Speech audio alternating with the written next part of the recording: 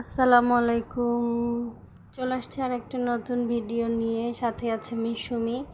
আমি আজকে সেলাইটা যে করব, তো আর্টটা অন ক্যামেরাতে করছি আর কিছু অফ ক্যামেরাতে করে নিয়েছি, কারণ এতগুলো একসাথে করলে ভিডিওটা অনেক বড় হয়ে যাবে, যেহেতু আমি ছোট ছোট ভিডিও নিয়ে কাজ করি। তো কেমন আছেন সবাই?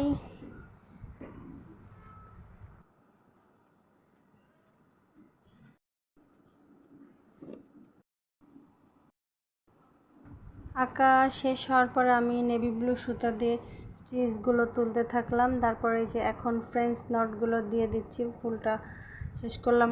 আর সত্যি বলতে কি, আমার যত বেঁচে যাওয়া সুতা ছিল, সেই সুতা দিয়ে আমি এই অবহেলিত বিল্লুটাকে সেলাই করেছি। আমার কাছে ভালোই লেগেছে, মোটামুটি সেলাই করতে আমি খুব মজা পাচ্ছিলাম, কারণ এতদিনকার যত উচ্ছিষ্ট সুতা ছিল, ছোট ছোট টুকরা টুকরা, ওগুলাকে রেখেছিলাম এক জায়গাতে, ওখান থেকে নিয়ে পরে সেলাইটা করে ফেললাম। যাই হোক, সুতাটা কাজ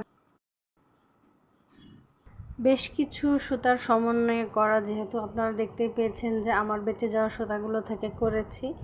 তো মোটামুটি কালার কম্বিনেশন ঠিক রেখে আমি কাজটা করতে পেরেছি। কিন্তু আমি এখানে বিল্লুর চোখ, নাক এবং যে তিনটা ছয়টা মোজ, ওই মোজগুলোকে আমি আর হাত দিই নাই, ওগুলো কালোই ভালো লাগছিল দেখতে, তো ওটার ওভাবেই রেখে দিয়েছি। এখন হচ্ছে আমি এই যে পার্পল কালারের লেজি ডেজি শেষ করে, তারপর আমি ইয়েলো কালার দিয়ে আরেকটা লেজি ডেজি করে নিচ্ছিলাম, ছোট্ট ফুল। তারপর ফ্রেঞ্চ নটের যে ডালপালা, ওগুলো দিয়েছি। এবার পাতা সেলাই করছি, দুইটা প্যারট ও হচ্ছে বটম গ্রিম দিয়ে কম্বিনেশন করে, যেই সুতাটা কালকে বেঁচে গিয়েছিল ওটা দিয়ে করলাম। তারপরে দেখুন পোড়াটা কেমন লাগছে।